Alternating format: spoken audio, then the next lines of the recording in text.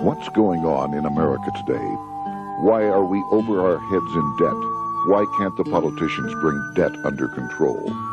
Why are so many people, often both parents now, working at low-paying, dead-end jobs and still making do with less? What's the future of the American economy and way of life? Why does the government tell us inflation is low when the buying power of our paychecks is declining at an alarming rate? Only a generation ago, bread was a quarter, and you could get a new car for $19.95. The problem is that since 1864, we've had a debt-based banking system. All our money is based on government debt. We cannot extinguish government debt without extinguishing our money supply. That's why talk of paying off the national debt without reforming our banking system is an impossibility. That's why the solution does not lie in discussing the size of the national debt, rather it lies in reforming our banking system. This is the Federal Reserve headquarters in Washington. It sits on this very impressive address, right on Constitution Avenue, right across from the Lincoln Memorial. But is it federal? Is it really part of the United States government? Well, what we're about to show you is that there's nothing federal about the Federal Reserve, and there are no reserves. The name is a deception created back before the Federal Reserve Act was passed in 1913 to make Americans think that America's central bank operates in the public interest. The truth is that the Federal Reserve is a private bank owned by private stockholders and run purely for their private profit. That's exactly correct. The Fed is a privately owned for-profit corporation, which again has no reserves, at least no reserves available to back up the Federal Reserve notes, which is our common currency. Oh, absolutely. The Federal Reserve is neither federal and has doubtful reserves. It's a private bank that is owned by member banks. And it was chartered under the guise of deceit by an act of Congress in 1913. If there's still any doubt whether the Federal Reserve is a part of the U.S. government, check your local telephone book. In most cities, it is not listed in the blue government pages. It is listed in the business white pages right next to Federal Express, another private company. But more directly, U.S. courts have ruled time and time again that the Fed is a private corporation. Why can't Congress do something about the Fed? Most members of Congress just don't understand the system, and the few who do are afraid to speak up. For example, initially a veteran congressman from Chicago asked us if he could be interviewed for this video. However, both times our camera crew arrived at his office to do the interview, this was all we were able to film. The congressman never appeared, and eventually decided he no longer wanted to participate. But a few others in Congress have been bolder over the years. Here are 3 quick examples. In 1923, Representative Charles A. Lindbergh, a Republican from Minnesota, and father of the famed aviator Lucky Lindy, put it this way: the financial system has been turned over to the Federal Reserve Board. That board administers the finance system by authority of a purely profiteering group. The system is private, conducted for the sole purpose of obtaining the greatest possible profits from the use of other people's money. One of the most outspoken critics in Congress of the Fed was the former chairman of the House Banking and Currency Committee during the Great Depression years. Lewis T. McFadden, Republican of Pennsylvania, said in 1932, "We have in this country one of the most corrupt institutions the world has ever known. I refer to the Federal Reserve Board. This evil institution has impoverished the people of the United States and has practically bankrupted our government. It has done this through the corrupt practices of the moneyed vultures who control it." Senator Barry Goldwater was a frequent critic of the Fed. Most Americans have no real understanding of the operation of the international moneylenders. The accounts of the Federal Reserve System have never been audited. It operates outside the control of Congress and manipulates the credit of the United States. The Federal Reserve really even though it is not part of the federal government, it is more powerful than the federal government. It's more powerful than the president, the Congress, and the courts. Now, a lot of people challenge me on that, but let me prove my case. The Federal Reserve determines what the average person's car payment is going to be, what their house payment is going to be, and whether they have a job or not. And I submit to you that that's total control. And the Federal Reserve is the largest single creditor of the United States government. What does Proverbs tell us? The borrower is servant to the lender. What one has to understand is that from the day the Constitution was adopted right up to today, the folks who profit from privately owned central banks, as Madison called them, the money changers, have fought a running battle for control over who gets to print America's money. Why is who prints the money so important? Think of money as just another commodity. If you have a monopoly on a commodity that everyone needs, everyone wants, and nobody has enough of, there are lots of ways to make a profit, and also exert tremendous political influence. That's what this battle is all about. Throughout the history of the United States, the money power has gone back and forth between Congress and some sort of privately owned central bank. The Founding Fathers knew the evils of a privately owned central bank.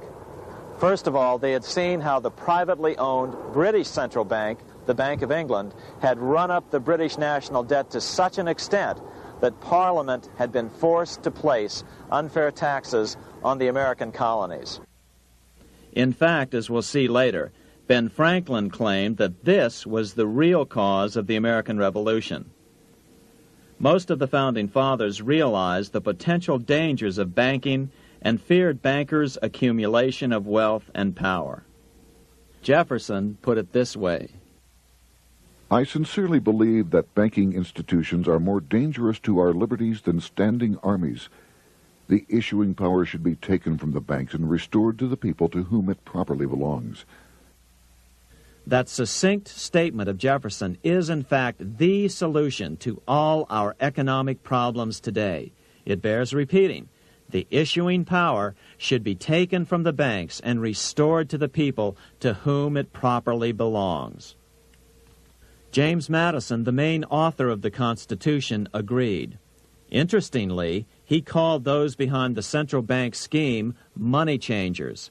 Madison strongly criticized their actions. History records that the money changers have used every form of abuse, intrigue, deceit, and violent means possible to maintain their control over governments by controlling money and its issuance. The battle over who gets to issue our money has been the pivotal issue throughout the history of the United States. Wars are fought over it, depressions are caused to acquire it. Yet after World War I, this battle was rarely mentioned in newspapers or history books. Why? By World War I, the money changers, with their dominant wealth, had seized control of most of the nation's press. Throughout U.S. history, this battle over who gets the power to issue our money has raged. In fact, it's changed hands back and forth 8 times since 1764. Yet this fact has virtually vanished from public view for over 3 generations behind a smokescreen emitted by Fed cheerleaders in the media. Until we stop talking about deficits and government spending and start talking about who controls how much money we have, it's all just a big shell game, a complete and utter deception. It won't matter if you pass an ironclad amendment to the Constitution mandating a balanced budget.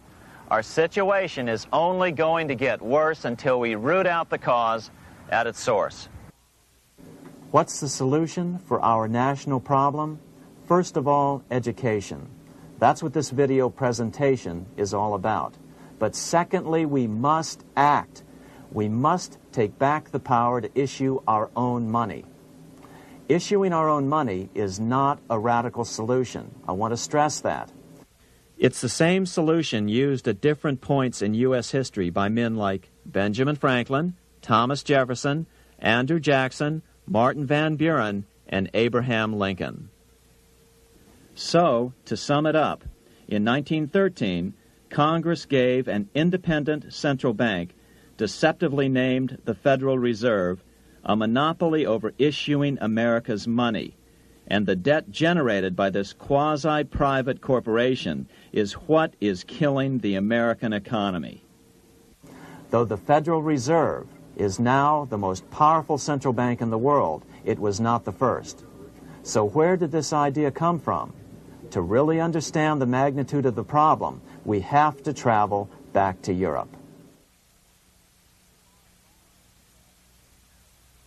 Just who are these money changers James Madison spoke of?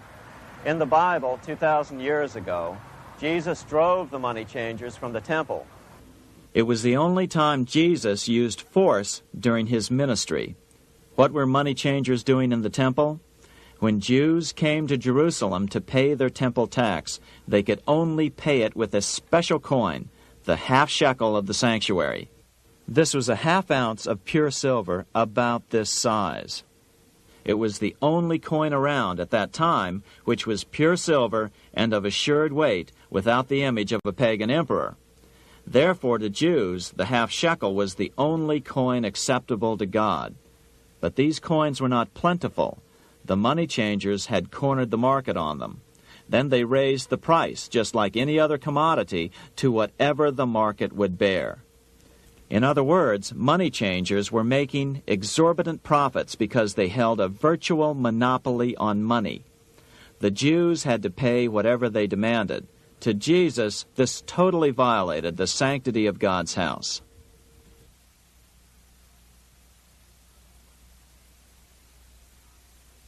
But the money-changing scam did not originate in Jesus' day. 200 years before Christ, Rome was having trouble with money changers. 2 early Roman emperors had tried to diminish the power of the money changers by reforming usury laws and limiting land ownership to 500 acres. They were both assassinated. In 48 BC, Julius Caesar took back the power to coin money from the money changers and minted coins for the benefit of all. With this new, plentiful supply of money, he built great public works projects. By making money plentiful, Caesar won the love of the common man. But the money changers hated him. Some believe this was an important factor in Caesar's assassination. One thing is for sure, with the death of Caesar came the demise of plentiful money in Rome. Taxes increased, as did corruption. Just as in the case of America today, usury and debased coin became the rule. Eventually, the Roman money supply was reduced by 90%. As a result, the common people lost their lands and their homes, just as is about to happen soon in America. With the demise of plentiful money, the masses lost confidence in the Roman government and refused to support it. Rome plunged into the gloom of the Dark Ages.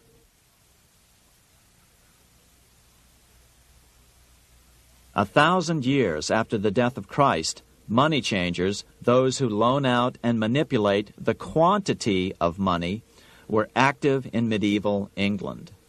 In fact, they were so active that acting together, they could manipulate the entire English economy. These were not bankers per se. The money changers generally were the goldsmiths. They were the first bankers because they started keeping other people's gold for safekeeping in their vaults. The first paper money was merely a receipt for gold left at the goldsmith. Paper money caught on because it was more convenient than carrying around a lot of heavy gold and silver coins.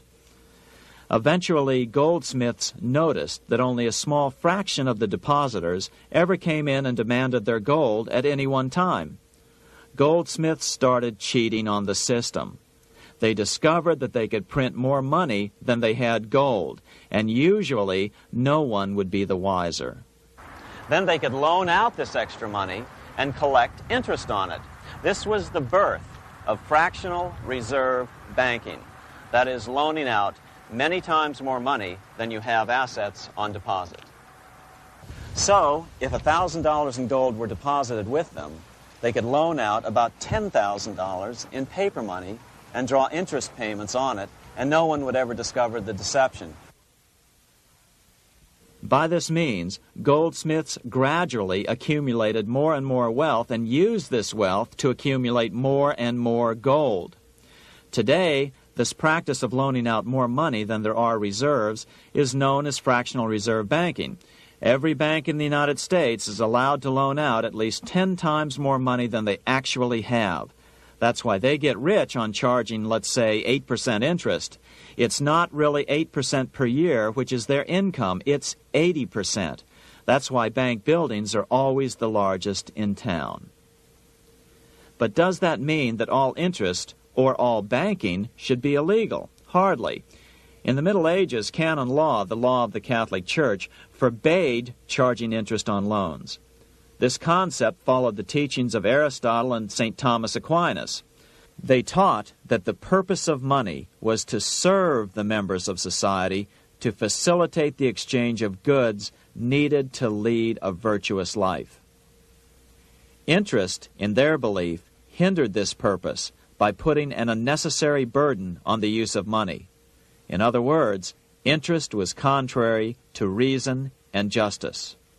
Reflecting church law in the Middle Ages, Europe forbade charging interest on loans and made it a crime called usury.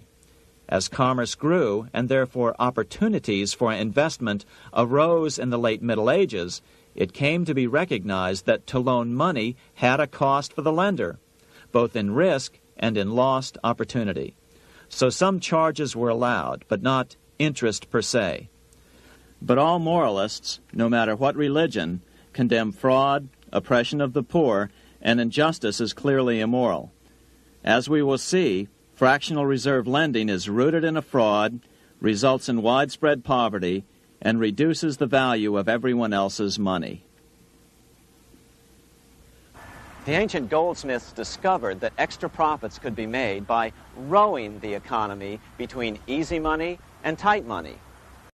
When they made money easier to borrow, then the amount of money in circulation expanded. Money was plentiful. People took out more loans to expand their businesses. But then the money changers would tighten the money supply. They would make loans more difficult to get. What would happen? Just what happens today. A certain percentage of people could not repay their previous loans and could not take out new loans to repay the old ones. Therefore, they went bankrupt and had to sell their assets to the goldsmiths for pennies on the dollar. The same thing is still going on today. Only today, we call this rowing of the economy up and down the business cycle. Like Julius Caesar, King Henry I of England finally resolved to take the money power away from the goldsmiths about 1100 A.D. Henry could have used anything as money, seashells, feathers, or even yak dung, as is often done in remote Tibetan provinces. But he invented one of the most unusual money systems in history. It was called the tally stick system. Here I have one of the few surviving examples of this form of British money, which lasted 726 years until 1826, a tally stick. The tally system was adopted to avoid the monetary manipulation of the goldsmiths. Tally sticks were money fabricated out of sticks of polished wood. Notches were cut along one edge of the stick to indicate the denominations. Then the stick was split lengthwise through the notches so that both pieces still had a record of the notches. The king kept one half to protect against counterfeiting. Then he would spend the other half into the economy and they would circulate as money. This particular tally stick is huge. It represented 25,000 pounds. One of the original stockholders in the Bank of England purchased his original shares with this stick. In other words, he bought shares in the world's richest and most powerful corporation with a stick of wood. It's ironic that after its formation in 1694, the Bank of England attacked the tally stick system because it was money outside the power of the money changers, just as King Henry had wanted it to be. Why do people accept sticks of wood for money? That's a great question. Throughout history, people traded anything they thought had value and used as money. You see, the secret is that money is only what people agree on to use as money. What's our paper money today? It's really just paper. But here's the trick. King Henry ordered that tally sticks had to be used to pay the king's taxes. This built-in demand for tally sticks immediately made them circulate and be accepted as money. And they worked well. In fact, no other form of money has worked so well for so long as tally sticks. Keep in mind, the British Empire was built under the tally stick system. The tally stick system succeeded despite the fact that the money changers constantly attacked it by offering the metal coin system as competition. In other words, metal coins never went completely out of circulation, but tally sticks hung on because they were good for the payment of taxes. Finally, in the 1500s, King Henry VIII relaxed the laws concerning usury, and the money changers wasted no time reasserting themselves. They quickly made their gold and silver money plentiful for a few decades. But when Queen Mary took the throne and tightened the usury laws again, the money changers renewed the hoarding of gold and silver coins, forcing the economy to plummet. When Queen Mary's sister, Queen Elizabeth I, took the throne, she was determined to regain control over English money. Her solution was to issue gold and silver coins from the public treasury and take the control over the money supply away from the money changers. Although control over money was not the only cause of the English Revolution in 1642, religious differences fueled the conflict. Monetary policy played a major role. Financed by the money changers, Oliver Cromwell finally overthrew King Charles, purged the Parliament, and put the king to death. The money changers were immediately allowed to consolidate their financial power. The result was that for the next 50 years, the money changers plunged Great Britain into a series of costly wars. They took over a square mile of property in the center of London, known as the City of London. This area today is still known as one of the 3 predominant financial centers of the world. Conflicts with the Stuart kings led the money changers in England to combine with those in the Netherlands to finance the invasion of William of Orange, who overthrew the Stuarts in 1688 and took the English throne.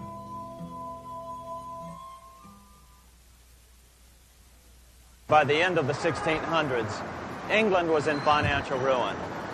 50 years of more or less continuous wars with France and Holland had exhausted her. Frantic government officials met with the money changers to beg for the loans necessary to pursue their political purposes. The price was high: a government-sanctioned, privately owned bank which could issue money created out of nothing. It was to be the modern world's first privately owned central bank, the Bank of England. Although it was deceptively called the Bank of England to make the general population think it was part of the government, it was not. Like any other private corporation, the Bank of England sold shares to get started. The investors, whose names were never revealed, were supposed to put up £1.25 million British pounds in gold coin to buy their shares in the bank, but only £750,000 was ever received. Despite that, the bank was duly chartered in 1694 and started out in the business of loaning out several times the money it supposedly had in reserves, all at interest. In exchange, the new bank would loan British politicians as much of the new currency as they wanted, as long as they secured the debt by direct taxation of the British people.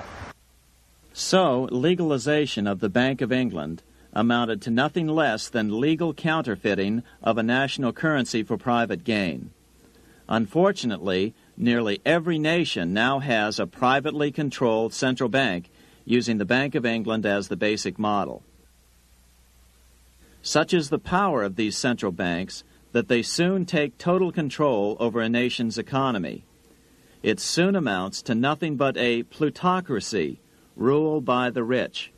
It would be like putting control of the army in the hands of the mafia. The danger of tyranny would be extreme.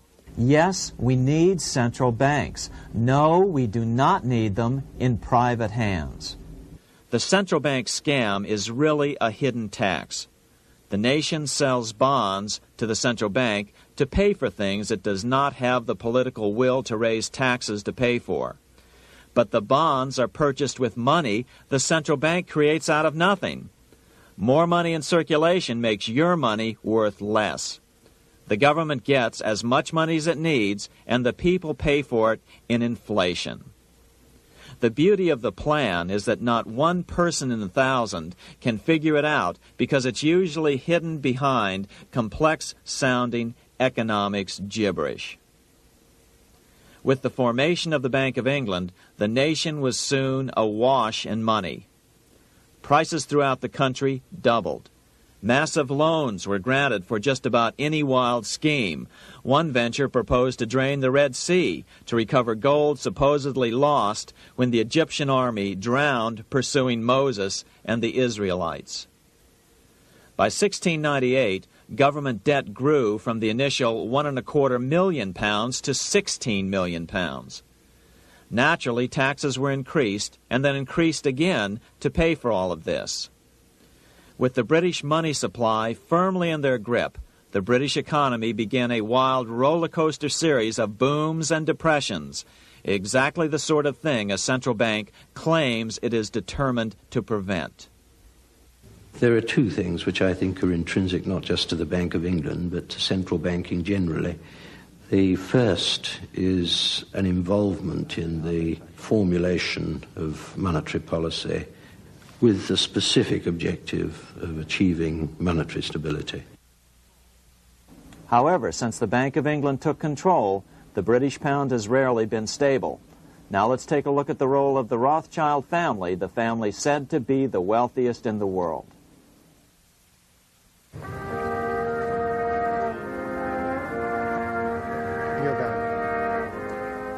This is Frankfurt, Germany. 50 years after the Bank of England opened its doors, a goldsmith named Amschel Moses Bauer opened a coin shop, a counting house, in 1743. And over the door he placed a sign depicting a Roman eagle on a red shield. The shop became known as the Red Shield Firm, or in German, Rothschild. When his son, Amschel Meyer Bauer, inherited the business, he decided to change his name to Rothschild. Amschel soon learned that loaning money to governments and kings was more profitable than loaning to private individuals. Not only were the loans bigger, but they were secured by the nation's taxes. Mayer Rothschild had 5 sons. He trained them all in the skills of money creation, then sent them out to the major capitals of Europe to open branch offices of the family banking business. His first son, Amschel Meyer, stayed in Frankfurt to mind the hometown bank. His second son, Solomon, was sent to Vienna. His third son, Nathan, was clearly the most clever. He was sent to London at age 21 in 1798, 100 years after the founding of the Bank of England. His fourth son, Karl, went to Naples, and his fifth son, Jacob, went to Paris. In 1785, Mayer Amschel moved his entire family to this larger house, a 5-story dwelling he shared with the Schiff family. This house was known as the Green Shield. The Rothschilds and the Schiffs would play a central role in the rest of European financial history and in that of the United States.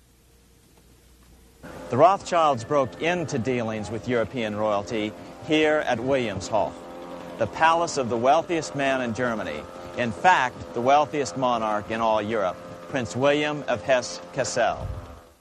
At first, the Rothschilds were only helping William speculate in precious coins. But when Napoleon chased Prince William into exile, he sent £550,000, a gigantic sum at that time, to Nathan Rothschild in London with instructions for him to buy consols, British government bonds, also called government stock. But Rothschild used the money for his own purposes. With Napoleon on the loose, the opportunities of wartime investments were nearly limitless. William returned here sometime prior to the Battle of Waterloo in 1815. He summoned Rothschild and demanded his money back. The Rothschilds returned William's money with the interest the British consuls would have paid him had the investment actually been made. But the Rothschilds kept all the past profits they had made using William's money. Nathan Rothschild later bragged that in the 17 years he'd been in England, he'd increased his original £20,000 stake given to him by his father by 2,500 times. By cooperating within the family, the Rothschilds soon grew unbelievably wealthy. By the mid-1800s, they dominated all European banking and were certainly the wealthiest family in the world. They financed Cecil Rhodes, making it possible for him to establish a monopoly over the diamond and gold fields of South Africa. In America, they financed the Harrimans and railroads, the Vanderbilts and railroads and the press, and Carnegie in the steel industry, among many others. In fact, during World War I, J.P. Morgan was thought to be the richest man in America.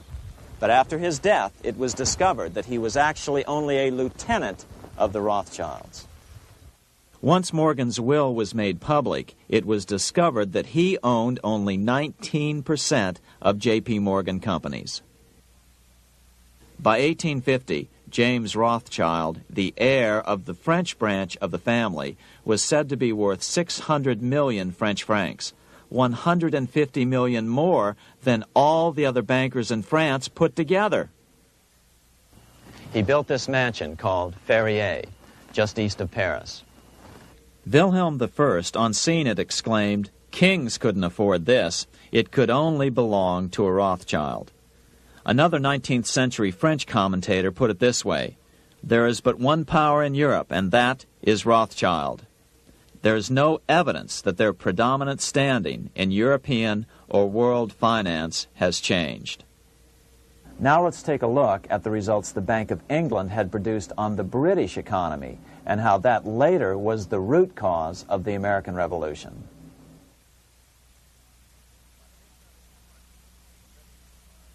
By the mid-1700s, the British Empire was nearing its height of power around the world. But Britain had fought 4 costly wars in Europe since the creation of their privately owned central bank, the Bank of England. The cost had been high. To finance these wars, the British Parliament here had borrowed heavily from the bank. By the mid-1700s, the government's debt here in Britain was £140 million, a staggering sum for those days.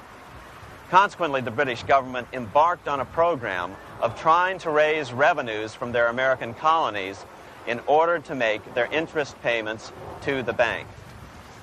But in America, it was a different story. The scourge of a privately owned central bank had not yet hit. This is Independence Hall in Philadelphia, where the Declaration of Independence and Constitution were signed.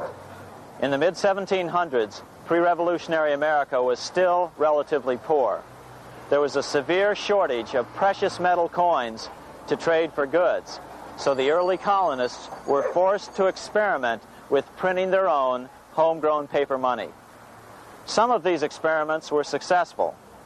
Franklin was a big supporter of the colonies printing their own paper money.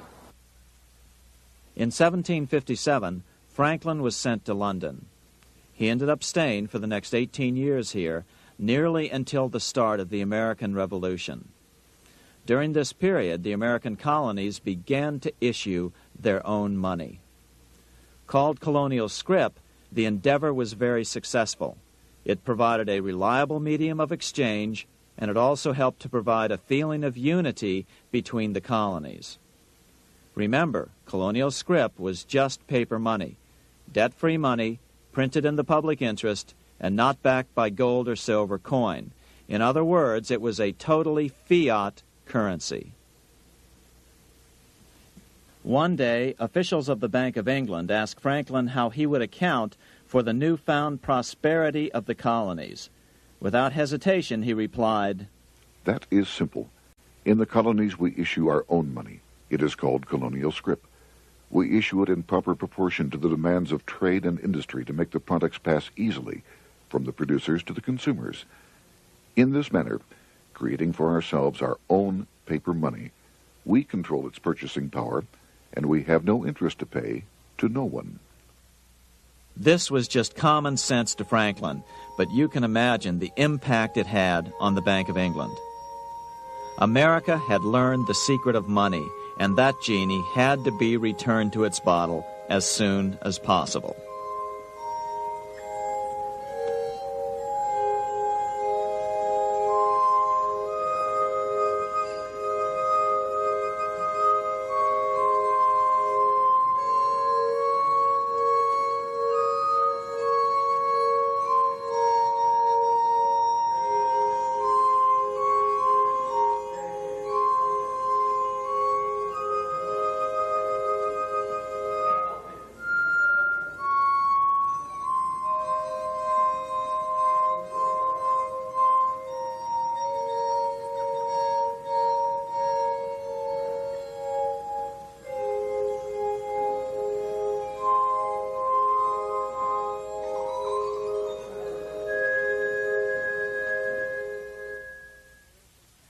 As a result, Parliament hurriedly passed the Currency Act of 1764. This prohibited colonial officials from issuing their own money and ordered them to pay all future taxes in gold or silver coins. In other words, it forced the colonies on a gold or silver standard. For those who still believe that a gold standard is the answer for America's current monetary problems, look what happened to America after that. Writing in his autobiography, Franklin said, "In 1 year, the conditions were so reversed that the era of prosperity ended and a depression set in to such an extent that the streets of the colonies were filled with unemployed." Franklin claims that this was even the basic cause for the American Revolution. As Franklin put it in his autobiography, "The colonies would gladly have borne a little tax on tea and other matters had it not been that England took away from the colonies their money, which created unemployment and dissatisfaction. The inability of the colonists to get the power to issue their own money permanently out of the hands of George III and the international bankers was the prime reason for the Revolutionary War." By the time the first shots were fired in Lexington, Massachusetts, on April 19, 1775, the colonies had been drained of gold and silver coin by British taxation. As a result, the Continental government had no choice but to print money to finance the war. At the start of the Revolution, the U.S. money supply stood at $12 million. By the end of the war, it was nearly $500 million. As a result, the currency was virtually worthless. Shoes sold for $5,000 a pair. Colonial scrip had worked because just enough was issued to facilitate trade. As George Washington lamented, "A wagon load of money will scarcely purchase a wagon load of provisions." Today, those who support a gold-backed currency point to this period during the Revolution to demonstrate the evils of a fiat currency. But remember, the same currency had worked so well 20 years earlier during times of peace that the Bank of England had Parliament outlaw it. Towards the end of the Revolution, the Continental Congress, meeting here at Independence Hall, grew desperate for money. In 1781, they allowed Robert Morris, their financial superintendent, to open a privately owned central bank. Incidentally, Morris was a wealthy man who had grown wealthier during the Revolution by trading in war materials. Called the Bank of North America, the new bank was closely modeled after the Bank of England. It was allowed to practice fractional reserve banking. That is, it could lend out money it didn't have, then charge interest on it. If you or I were to do that, we would be charged with fraud, a felony. The bank's charter called for private investors to put up $400,000 worth of initial capital. But when Morris was unable to raise the money, he brazenly used his political influence to have gold deposited in the bank, which had been loaned to America by France. He then loaned this money to himself and his friends to reinvest in shares of the bank. And, like the Bank of England, the bank was given a monopoly over the national currency. Soon the dangers became clear. The value of American currency continued to plummet. So, 4 years later, in 1785, the bank's charter was not renewed.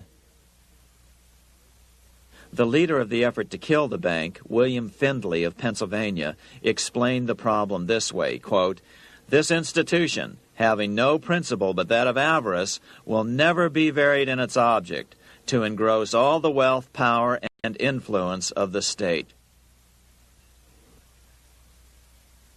The men behind the Bank of North America, Alexander Hamilton, Robert Morris, and the bank's president, Thomas Whiling, did not give up. Only 6 years later, Hamilton, then Secretary of the Treasury, and his mentor, Morris, rammed a new privately owned central bank through the new Congress.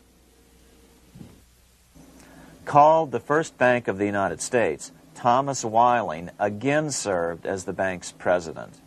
The players were the same, only the name of the bank was changed.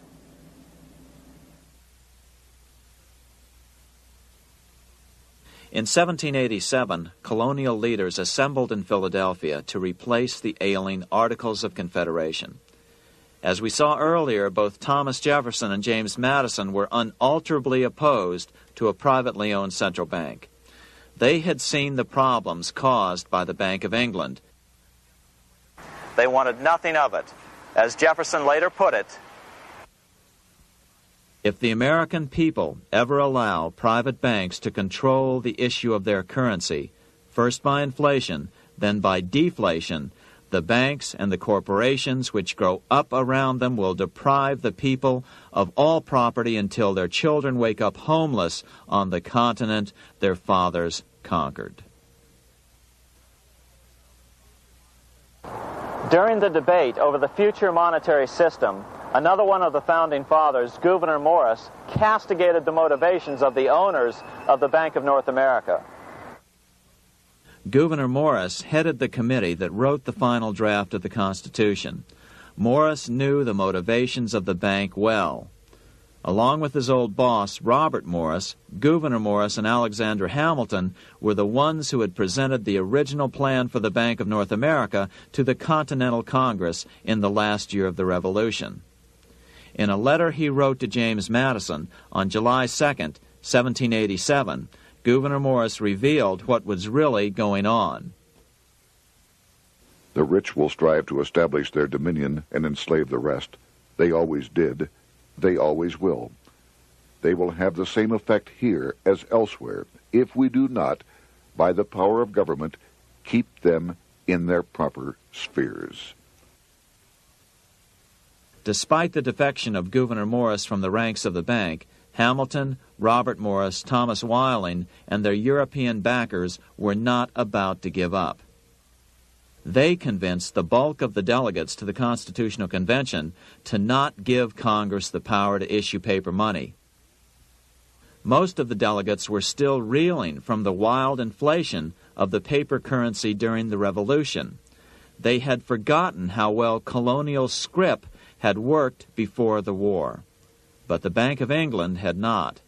The money changers could not stand to have America printing her own money again. So the Constitution is silent on the matter. This grievous defect left the door wide open for the money changers, just as they had planned.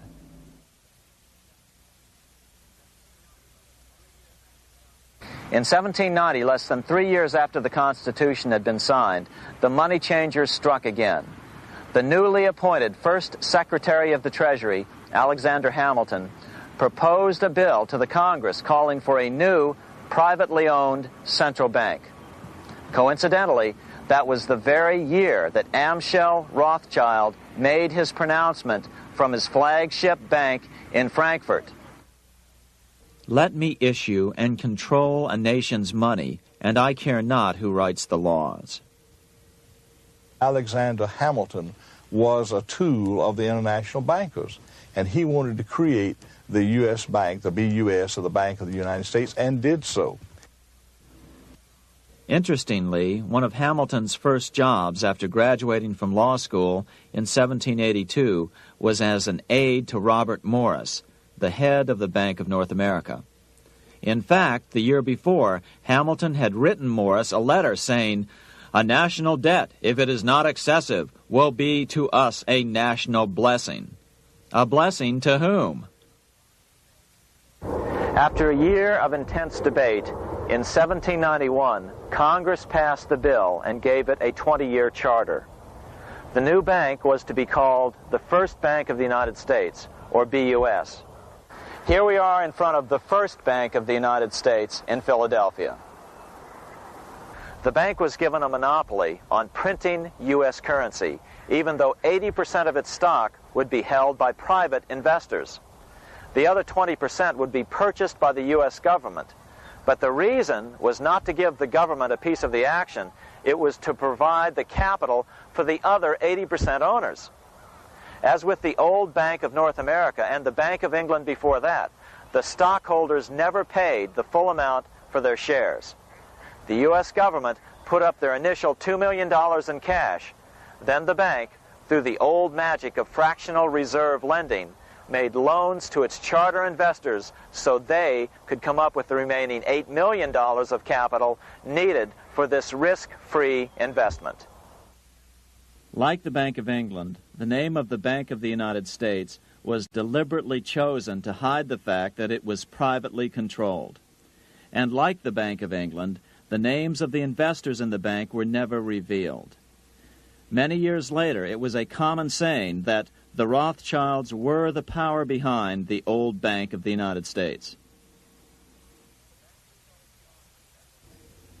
The bank was sold to Congress as a way to bring stability to the banking system and eliminate inflation. So what happened? Over the first 5 years, the U.S. government borrowed $8.2 million from the Bank of the United States.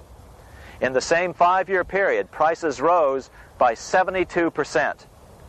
Jefferson, as the new Secretary of State, watched the borrowing with sadness and frustration, unable to stop it. I wish it were possible to obtain a single amendment to our Constitution, taking from the federal government the power of borrowing.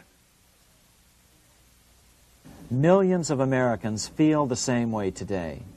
They watch in helpless frustration as the federal government borrows the American economy into oblivion. So, although it was called the First Bank of the United States, it was not the first attempt at a privately owned central bank in this country. As with the Bank of North America, the government put up most of the cash to get this private bank going, then the bankers loaned the money to each other to buy the remaining stock in the bank. It was a scam, plain and simple, and they wouldn't be able to get away with it for long.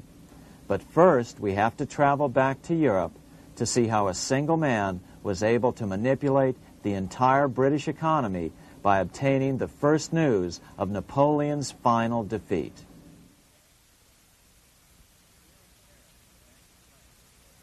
Here in Paris, the Bank of France was organized in 1800, just like the Bank of England. But Napoleon decided France had to break free of debt, and he never trusted the Bank of France. He declared that when a government is dependent upon bankers for money, the bankers, not the leaders of the government, are in control. The hand that gives is above the hand that takes. Money has no motherland. Financiers are without patriotism and without decency. Their sole object is gain. Back in America, unexpected help was about to arrive. In 1800, Thomas Jefferson narrowly defeated John Adams to become the third president of the United States. By 1803, Jefferson and Napoleon had struck a deal. The U.S. would give Napoleon $3 million in gold in exchange for a huge chunk of territory west of the Mississippi River, the Louisiana Purchase. With that $3 million, Napoleon quickly forged an army and set off across Europe, conquering everything in his path. But the Bank of England quickly rose to oppose him. They financed every nation in his path, reaping the enormous profits of war.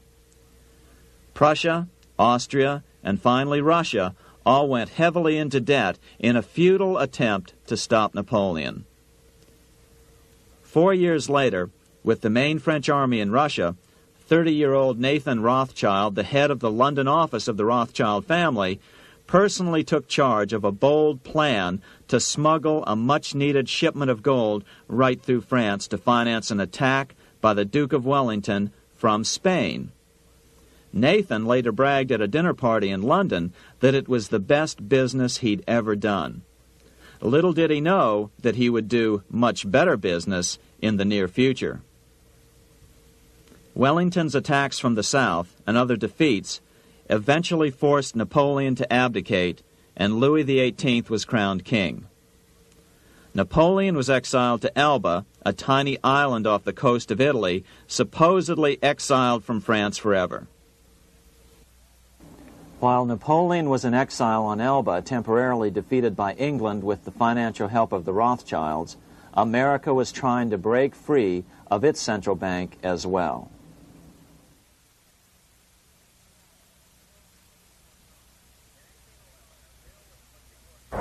In 1811, a bill was put before Congress to renew the charter of the Bank of the United States. The debate grew very heated, and the legislatures of both Pennsylvania and Virginia passed resolutions asking Congress to kill the bank. The press corps of the day attacked the bank openly, calling it a great swindle, a vulture, a viper, and a cobra. Oh, to have an independent press once again in America. A congressman named P.B. Porter attacked the bank from the floor of Congress, saying if the bank's charter was renewed, Congress, quote, will have planted in the bosom of this Constitution a viper, which one day or another will sting the liberties of this country to the heart, close quote. Prospects didn't look that good for the bank. Some writers have even claimed that Nathan Rothschild warned that the United States would find itself involved in a most disastrous war if the bank's charter were not renewed. But it wasn't enough. When the smoke had cleared, the renewal bill was defeated by a single vote in the House and was deadlocked in the Senate. By now, America's fourth president, James Madison, was in the White House. Remember, Madison was a staunch opponent of the bank. His vice president, George Clinton, broke a tie in the Senate and sent the bank into oblivion. Within 5 months, England attacked the U.S., and the War of 1812 was on. But the British were still busy fighting Napoleon, and so the War of 1812 ended in a draw in 1814. Though the money changers were temporarily down, they were far from out. It would take them only another 2 years to bring back their bank bigger and stronger than ever.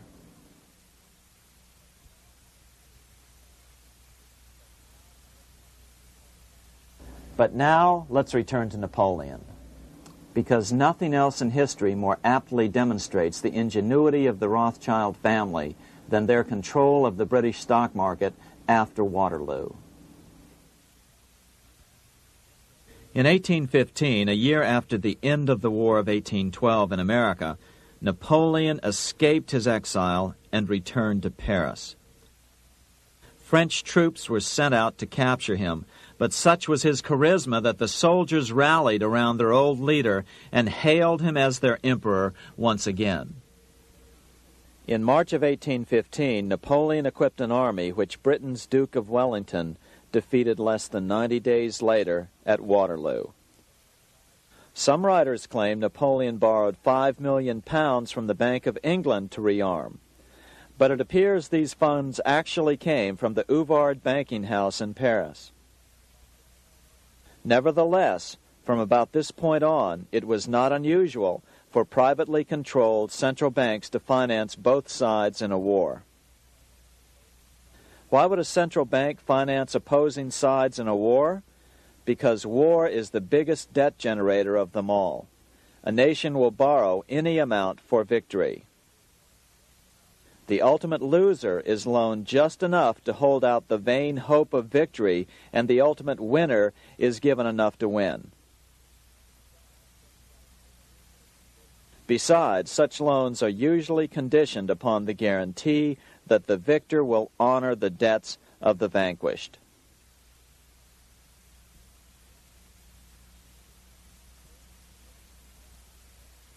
This is the Waterloo battlefield about 200 miles northeast of Paris in what today is Belgium. Here Napoleon suffered his final defeat, but not before thousands of French and Englishmen gave their lives on a steamy summer day in July of 1815. Right over there, on June 18, 1815, 74,000 French troops met 67,000 troops from Britain and other European nations. The outcome was certainly in doubt. In fact, had Napoleon attacked a few hours earlier, he would probably have won the battle. But no matter who won or lost, back in London, Nathan Rothschild planned to use the opportunity to try to seize control over the British stock and bond market and possibly even the Bank of England. Rothschild stationed a trusted agent, a man named Rothworth, on the north side of the battlefield, closer to the English Channel. Once the battle had been decided, Rothworth took off for the Channel. He delivered the news to Nathan Rothschild a full 24 hours before Wellington's own courier. Rothschild hurried to the stock market and took up his usual position in front of an ancient pillar. All eyes were on him. The Rothschilds had a legendary communications network. If Wellington had been defeated and Napoleon was loose on the continent again, Britain's financial situation would become grave indeed. Rothschild looked saddened. He stood there motionless, eyes downcast. Then suddenly he began selling. Other nervous investors saw that Rothschild was selling. It could only mean one thing. Napoleon must have won, Wellington must have lost. The market plummeted. Soon everyone was selling their consols, their British government bonds, and prices dropped sharply. But then Rothschild started secretly buying up the consols through his agents for only a fraction of their worth hours before. Myths, legends, you say? 100 years later, the New York Times ran a story which said that Nathan's grandson had attempted to secure a court order to suppress a book with this stock market story in it. The Rothschild family claimed the story was untrue and libelous, but the court denied the Rothschilds' request and ordered the family to pay all court costs. What's even more interesting about this story is that some authors claim that the day after the Battle of Waterloo, in a matter of hours, Nathan Rothschild came to dominate not only the bond market, but the Bank of England as well. Whether or not the Rothschild family seized control of the Bank of England, the first privately owned central bank in a major European nation and the wealthiest, one thing is certain. By the mid-1800s, the Rothschilds were the richest family in the world, bar none. They dominated the new government bond markets and branched into other banks and industrial concerns.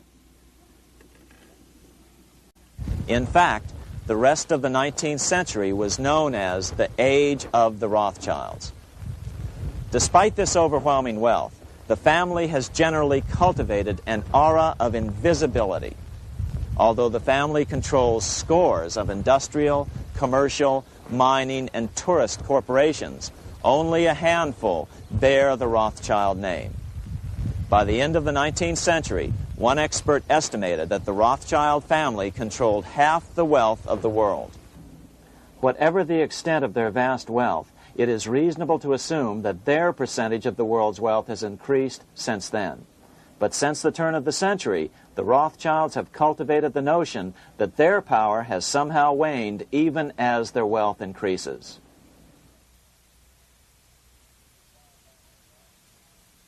Meanwhile, back in Washington in 1816, just 1 year after Waterloo and Rothschild's alleged takeover of the Bank of England, the American Congress passed a bill permitting yet another privately owned central bank. This bank was called the Second Bank of the United States. The new bank's charter was a copy of the previous banks. The U.S. government would own 20% of the shares of the bank. Of course, the federal share was paid by the Treasury up front into the bank's coffers.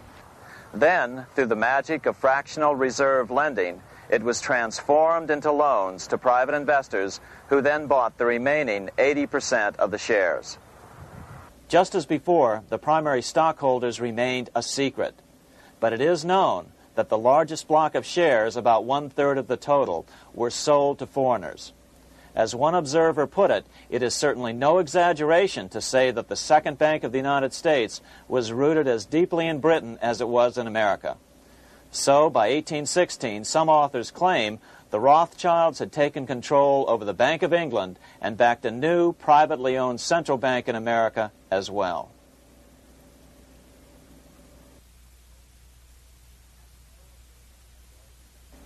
After 12 years of manipulations of the U.S. economy on the part of the Second Bank of the U.S., the American people had had just about enough. Opponents of the bank nominated a dignified senator from Tennessee, Andrew Jackson, the hero of the Battle of New Orleans, to run for president. This is his home, the Hermitage. No one gave Jackson a chance initially. The bank had long ago learned how the political process could be controlled with money. To the surprise and dismay of the money changers, Jackson was swept into office in 1828. Jackson was determined to kill the bank at the first opportunity and wasted no time in trying to do so. But the bank's 20-year charter didn't come up for renewal until 1836, the last year of his second term, if he could survive that long. During his first term, Jackson contented himself with rooting out the bank's many minions from government service. He fired 2,000 of the 11,000 employees of the federal government.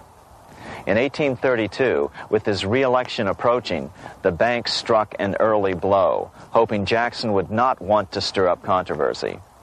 They asked Congress to pass a renewal bill 4 years early. Naturally, Congress complied, then sent it to the president for signing. But Jackson weighed in with both feet. Old Hickory, never a coward, vetoed the bill. His veto message is one of the great American documents. It clearly lays out the responsibility of the American government towards its citizens, rich and poor. It is not our own citizens only who are to receive the bounty of our government. More than 8 million of the stock of this bank are held by foreigners. Is there no danger to our liberty and independence in a bank that in its nature has so little to bind it to our country? Controlling our currency, receiving our public monies, and holding thousands of our citizens' independence would be more formidable and dangerous than a military power of the enemy. If government would confine itself to equal protection and, as heaven does its rains, shower its favor alike on the high and the low, the rich and the poor, it would be an unqualified blessing. In the act before me, there seems to be a wide and unnecessary departure from these just principles. Later that year, in July 1832, Congress was unable to override Jackson's veto. Now Jackson had to stand for re-election. Jackson took his argument directly to the people. For the first time in U.S. history, Jackson took his presidential campaign on the road. Before then, presidential candidates stayed at home and looked presidential. His campaign slogan was "Jackson and no bank." The National Republican Party ran Senator Henry Clay against Jackson. Despite the fact that the bankers poured over $3 million into Clay's campaign, Jackson was reelected by a landslide in November of 1832. Despite his presidential victory, Jackson knew the battle was only beginning. "The hydra of corruption is only scotched, not dead," said the newly elected president. Jackson ordered his new Secretary of Treasury, Lewis McLean, to start removing the government's deposits from the second bank and start placing them in state banks. But McLean refused to do so. Jackson fired him and appointed William J. Duane as the new Secretary of the Treasury. Duane also refused to comply with the president's requests, and so Jackson fired him as well and then appointed Roger B. Taney to the office. Taney did withdraw government funds from the bank starting on October 1st, 1833. Jackson was jubilant. "I have it chained. I'm ready with screws to draw every tooth and then the stumps." But the bank was not yet done fighting. Its head, Nicholas Biddle, used his influence to get the Senate to reject Taney's nomination. Then, in a rare show of arrogance, Biddle threatened to cause a depression if the bank was not rechartered. This worthy president thinks that because he has scalped Indians and imprisoned judges, he is to have his way with the bank. He is mistaken.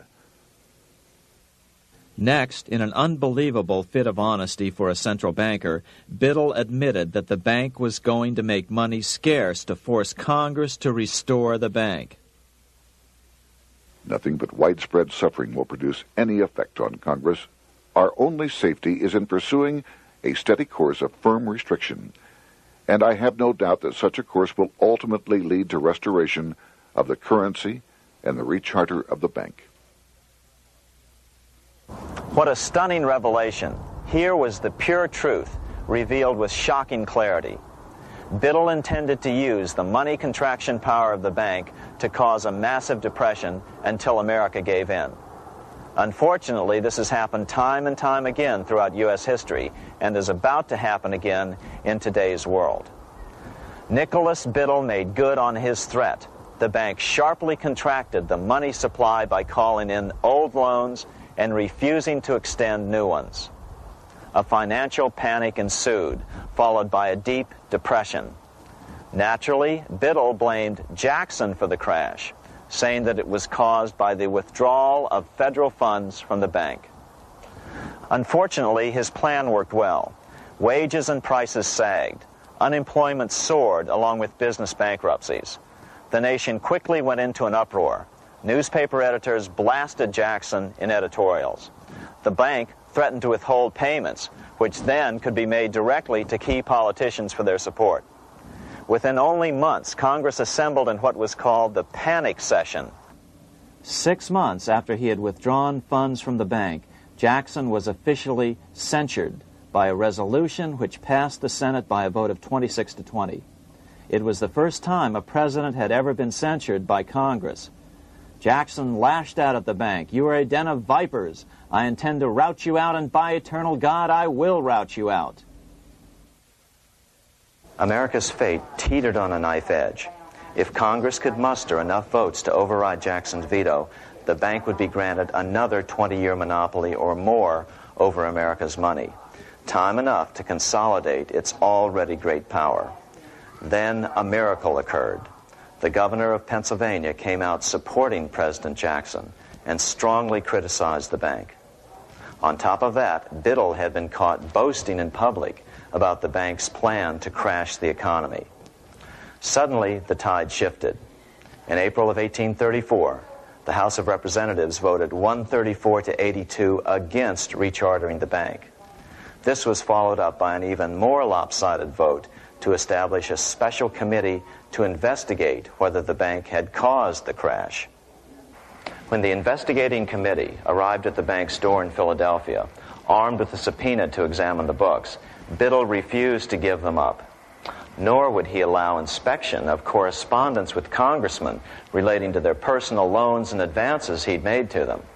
He also refused to testify before the committee back in Washington.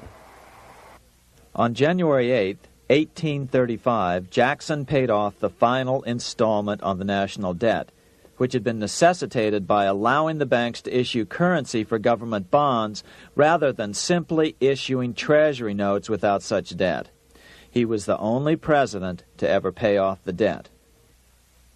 A few weeks later, on January 30th, 1835, an assassin by the name of Richard Lawrence tried to shoot President Jackson, but by the grace of God, both pistols misfired. Lawrence was later found not guilty by reason of insanity.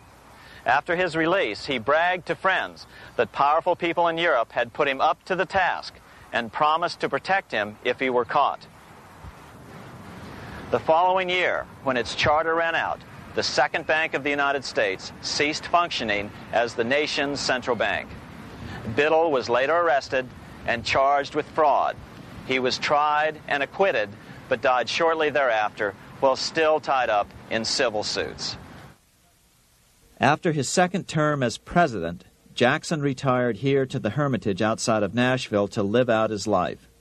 He is still remembered here for his determination to kill the bank. In fact, he killed it so well that it took the money changers 77 years to undo the damage. When asked what his most important accomplishment had been, Jackson replied, "I killed the bank." Unfortunately, even Jackson failed to grasp the entire picture and its root cause.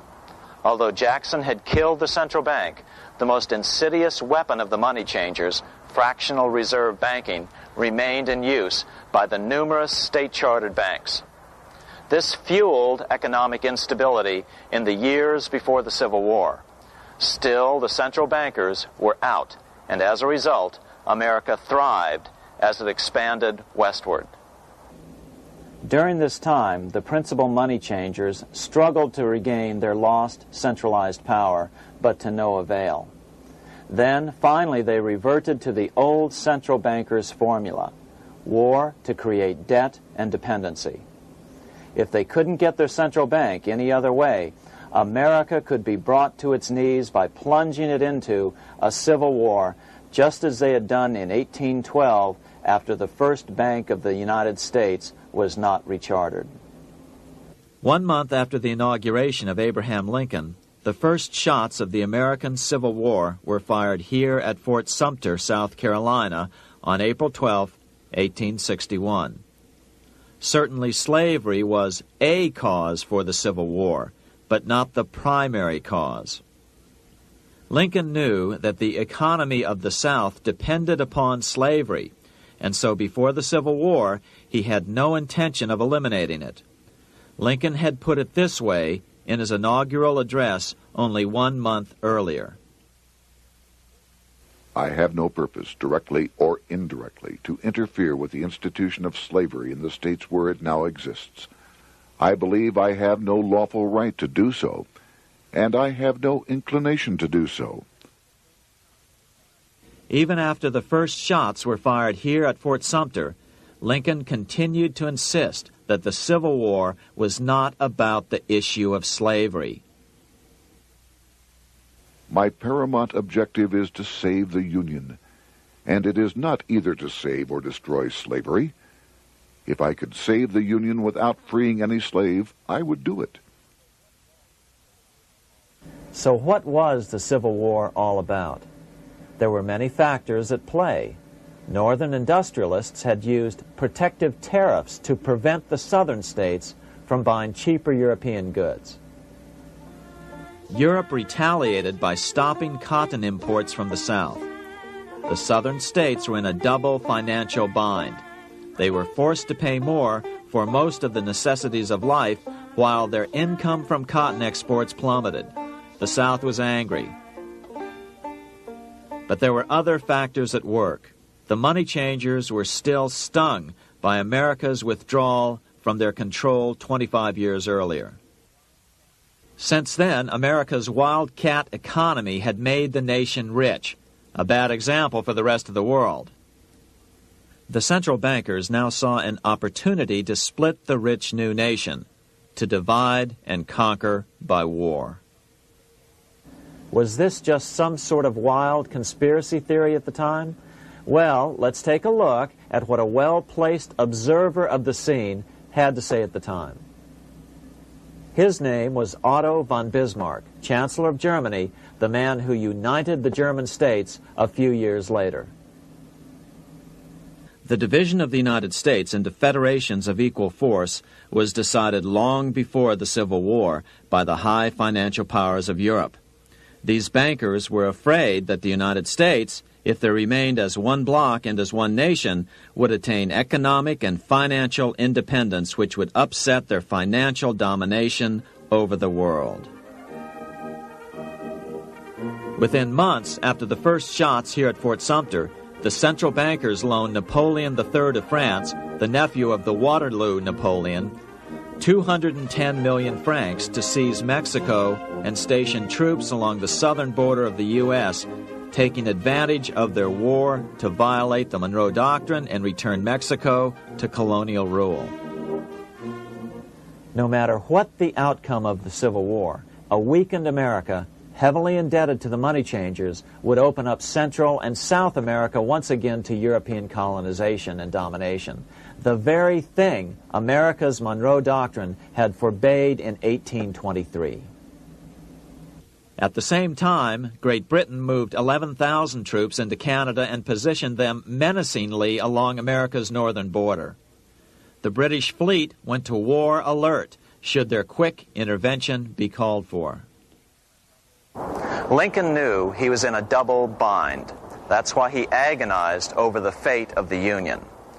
There was a lot more to it than just differences between the North and the South. That's why his emphasis was always on union and not merely the defeat of the South. But Lincoln needed money to win. In 1861, Lincoln and his Secretary of Treasury, Salmon P. Chase, went to New York to apply for the necessary loans. The money changers, anxious to see the Union fail, offered loans at 24 to 36% interest. Lincoln said thanks, but no thanks, and returned to Washington. Lincoln sent for an old friend, Colonel Dick Taylor of Chicago, and put him on the problem of financing the war. During one meeting, Lincoln asked Taylor what he'd discovered. Taylor put it this way. Why, Lincoln, that is easy. Just get Congress to pass a bill authorizing the printing of full legal tender Treasury notes, and pay your soldiers with them, and go ahead and win your war with them also. When Lincoln asked if the people of the United States would accept the notes, Taylor said, "The people, or anyone else, will not have any choice in the matter if you make them full legal tender. They will have the full sanction of the government and be just as good as any money, as Congress is given that express right by the Constitution." So that's exactly what Lincoln did. In 1862-63, he printed up $450 million worth of the new bills. In order to distinguish them from other banknotes in circulation, he printed them in green ink on the back side. That's why the notes were called greenbacks. With this new money, Lincoln paid the troops and bought their supplies.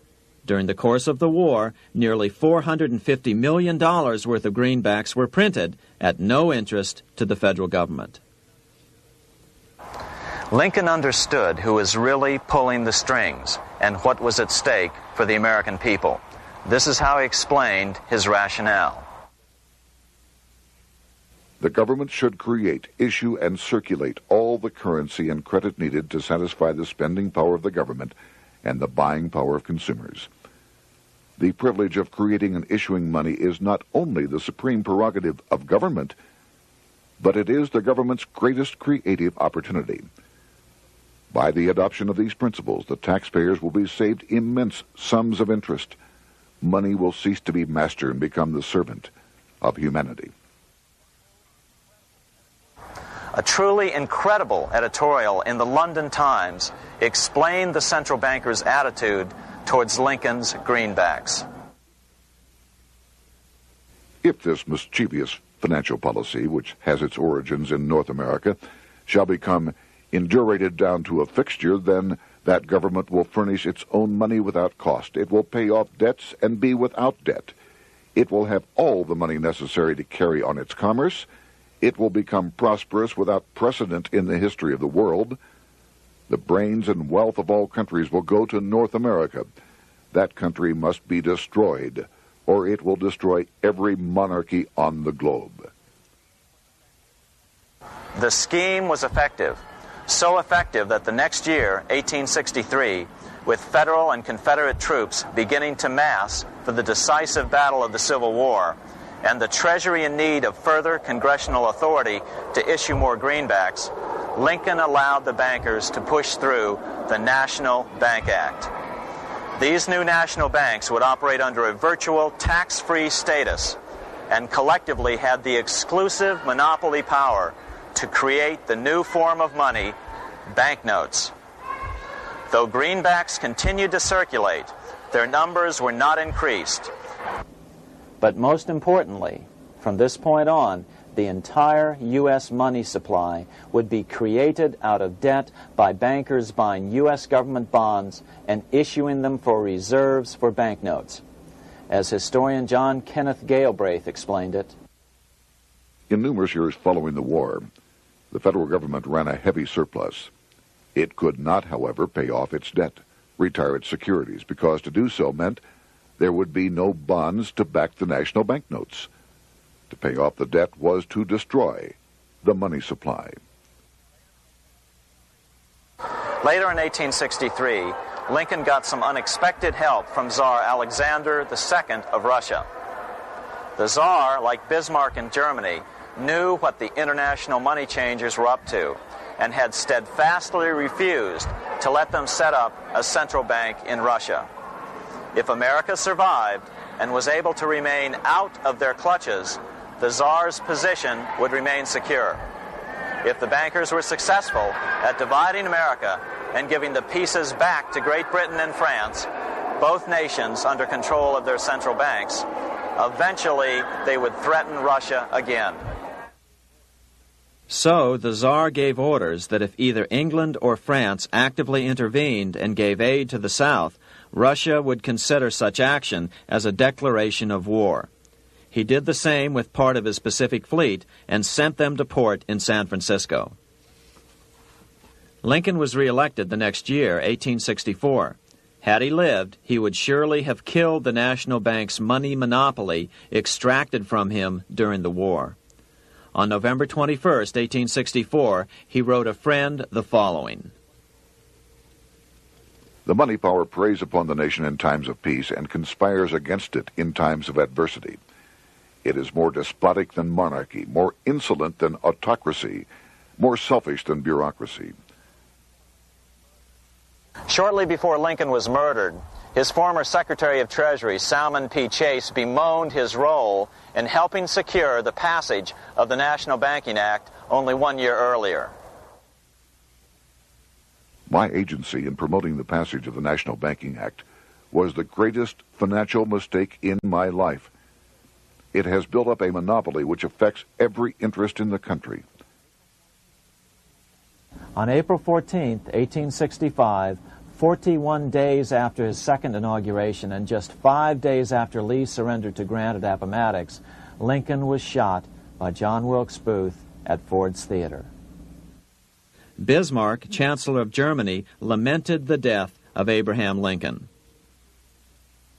The death of Lincoln was a disaster for Christendom. There was no man in the United States great enough to wear his boots.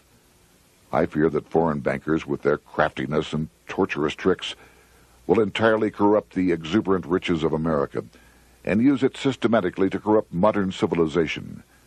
They will not hesitate to plunge the whole of Christendom into wars and chaos in order that the earth should become their inheritance. Bismarck well understood the money changers' plan. Allegations that international bankers were responsible for Lincoln's assassination surfaced in Canada 70 years later in 1934. Gerald G. McGeer, a popular and well-respected Canadian attorney, revealed this stunning charge in a 5-hour speech before the Canadian House of Commons, blasting Canada's debt-based money system. Remember, it was 1934, the height of the Great Depression, which was ravaging Canada as well. McGeer had obtained evidence deleted from the public record, provided to him by Secret Service agents at the trial of John Wilkes Booth, after Booth's death. McGeer said it showed that Booth was a mercenary working for the international bankers. According to an article in the Vancouver Sun of May 2nd, 1934, Abraham Lincoln, the martyred emancipator of the slaves, was assassinated through the machinations of a group representative of the international bankers who feared the United States president's national credit ambitions. There was only one group in the world at that time who had any reason to desire the death of Lincoln. They were the men opposed to his national currency program and who had fought him throughout the whole Civil War on his policy of greenback currency. Interestingly, McGeer claimed that Lincoln was assassinated not only because international bankers wanted to reestablish a central bank in America, but because they also wanted to base America's currency on gold. Gold they controlled. In other words, put America on a gold standard. Lincoln had done just the opposite by issuing U.S. notes, greenbacks, which were based purely on the good faith and credit of the United States. The article quoted McGeer as saying, "They were the men interested in the establishment of the gold standard and the right of the bankers to manage the currency and credit of every nation in the world. With Lincoln out of the way, they were able to proceed with that plan and did proceed with it in the United States. Within 8 years after Lincoln's assassination, silver was demonetized and the gold standard money system set up in the United States." Not since Lincoln has the U.S. issued debt-free United States notes. These red-sealed bills, which were issued in 1963, were not a new issue from President Kennedy, but merely the old greenbacks reissued year after year. In another act of folly and ignorance, the 1994 Regal Act actually authorized the replacement of Lincoln's greenbacks with debt-based notes. In other words, greenbacks were in circulation in the United States until 1994. Why was silver bad for the bankers and gold good? Simple. Because silver was plentiful in the United States. It was very hard to control. Gold was, and always has been, scarce. Throughout history, it has been relatively easy to monopolize gold, but silver has historically been 15 times more plentiful. With Lincoln out of the way, the money changers' next objective was to gain complete control over America's money. This was no easy task. With the opening of the American West, silver had been discovered in huge quantities. On top of that, Lincoln's greenbacks were generally popular. Despite the European central bankers' deliberate attacks on greenbacks, they continued to circulate in the United States, in fact, until a few years ago. According to historian W. Cleon Skousen, right after the Civil War, there was considerable talk about reviving Lincoln's brief experiment with the constitutional monetary system.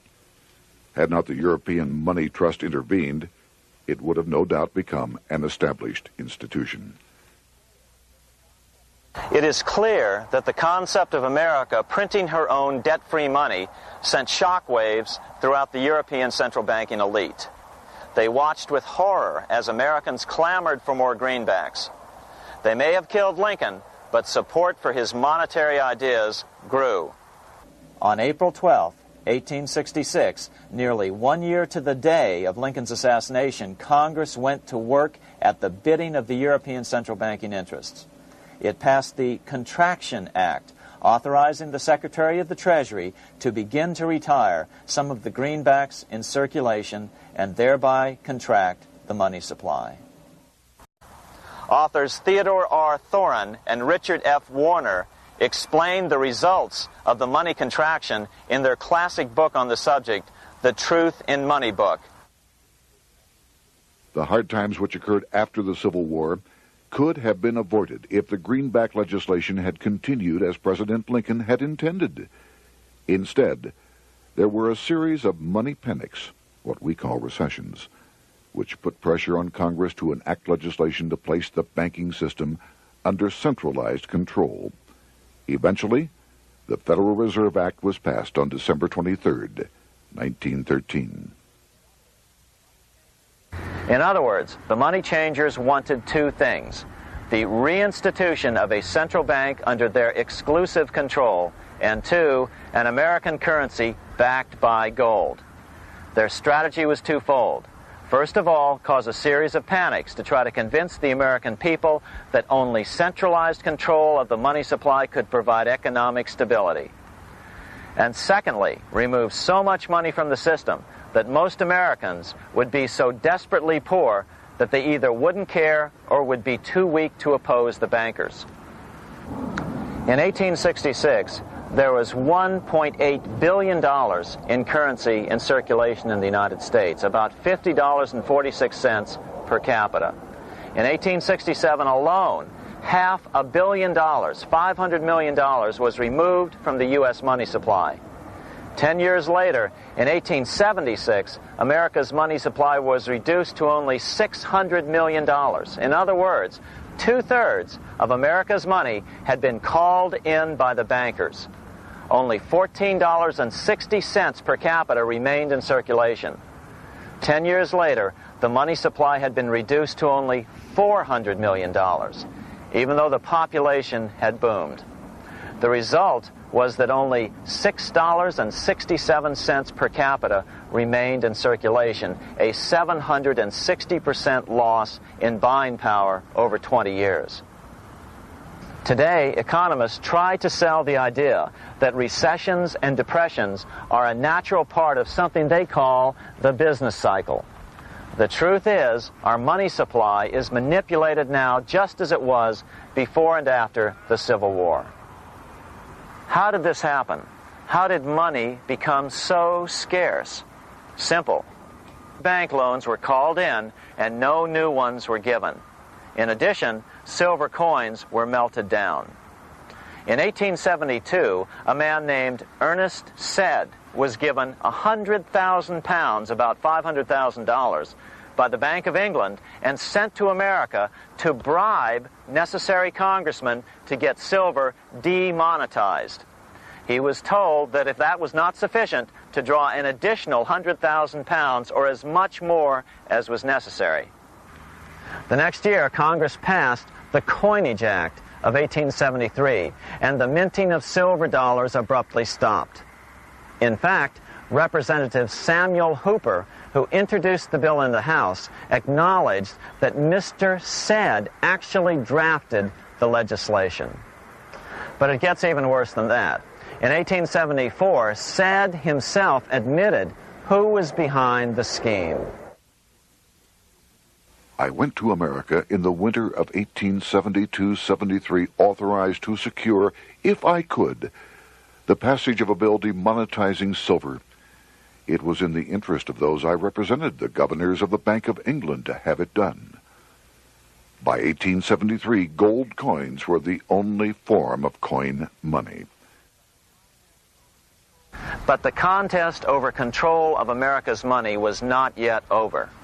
Only 3 years later, in 1876, with 1/3 of America's workforce unemployed, the population was growing restless. People were clamoring for a return to the greenback money system of President Lincoln or a return to silver money, anything that would make money more plentiful. That year, Congress created the United States Silver Commission to study the problem. Their report clearly blamed the monetary contraction on the national bankers. The report is interesting because it compares the deliberate money contraction by the national bankers after the Civil War to the fall of the Roman Empire.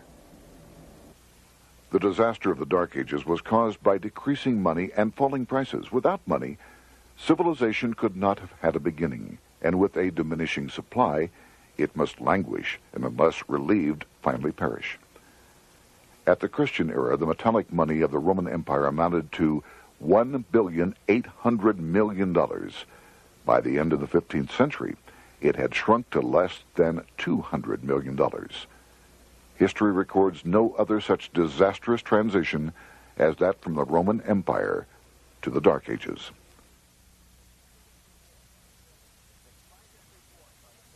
Despite this report by the Silver Commission, Congress took no action. The next year, 1877, riots broke out from Pittsburgh to Chicago. The torches of starving vandals lit up the sky. The bankers huddled to decide what to do. They decided to hang on. Now that they were back in control to a certain extent, they were not about to give it up. At the meeting of the American Bankers Association that year, they urged their membership to do everything in their power to put down the notion of a return to greenbacks. The ABA Secretary, James Buell, authored a letter to the members which blatantly called on the banks to subvert not only Congress, but the press. It is advisable to do all in your power to sustain such prominent daily and weekly newspapers, especially the agricultural and religious press, as will oppose the greenback issue of paper money, and that you will also withhold patronage from all applicants who are not willing to oppose the government issue of money. To repeal the act creating banknotes or to restore to circulation the government issue of money will be to provide the people with money and will therefore seriously affect our individual profits as bankers and lenders. See your congressman at once and engage him to support our interest that we may control legislation.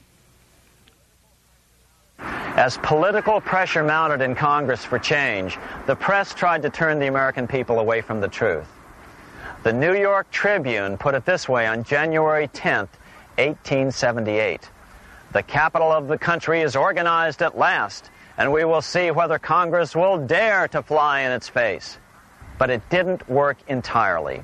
On February 28, 1878, Congress passed the Sherman Law, allowing the minting of a limited number of silver dollars, ending the 5-year hiatus. This did not end gold backing of the currency, however, nor did it completely free silver. Previous to 1873, anyone who brought silver to the U.S. Mint could have it struck into silver dollars free of charge. No longer. But at least some money began to flow back into the economy again. With no further threat to their control, the bankers loosened up on loans, and the post-Civil War depression was finally ended. 3 years later, the American people elected Republican James Garfield president.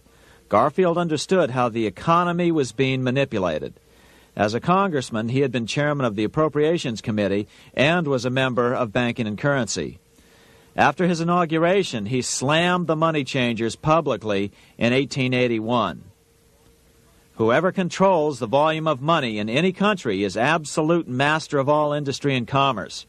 And when you realize that the entire system is very easily controlled, one way or another, by a few powerful men at the top, you will not have to be told how periods of inflation and depression originate. Unfortunately, within a few weeks of making this statement, on July 2nd of 1881, President Garfield was assassinated.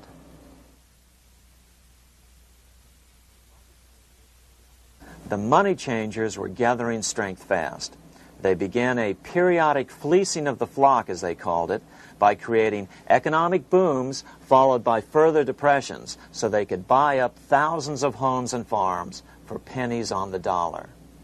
In 1891, the money changers prepared to take the American economy down again, and their methods and motives were laid out with shocking clarity in a memo sent out by the American Bankers Association, the ABA, an organization in which most bankers were members.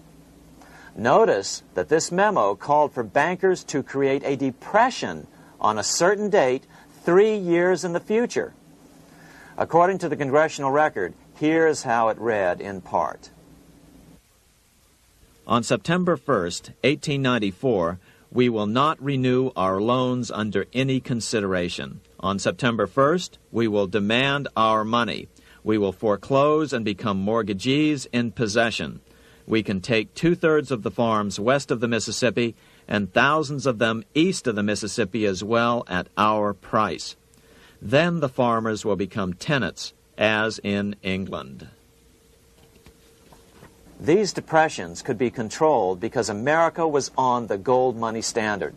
Since gold is scarce, it's one of the easiest commodities to manipulate. People wanted silver money legalized again so they could escape the stranglehold the money changers had on gold money. People wanted silver money reinstated, reversing Mr. Said's Act of 1873, by then called the Crime of 73. By 1896, the issue of more silver money had become the central issue in the presidential campaign. William Jennings Bryan, a senator from Nebraska, ran for president as a Democrat on the free silver issue. At the Democratic National Convention in Chicago, he made an emotional speech which won him the nomination entitled Crown of Thorns and Cross of Gold. Though Bryan was only 36 years old at the time, this speech is widely regarded as the most famous oration ever made before a political convention. In the dramatic conclusion, Bryan said, "We will answer their demand for a gold standard by saying to them, you shall not press down upon the brow of labor this crown of thorns. You shall not crucify mankind upon a cross of gold." The bankers lavishly supported the Republican candidate, William McKinley, who favored the gold standard. The resulting contest was amongst the most fiercely contested presidential races in American history.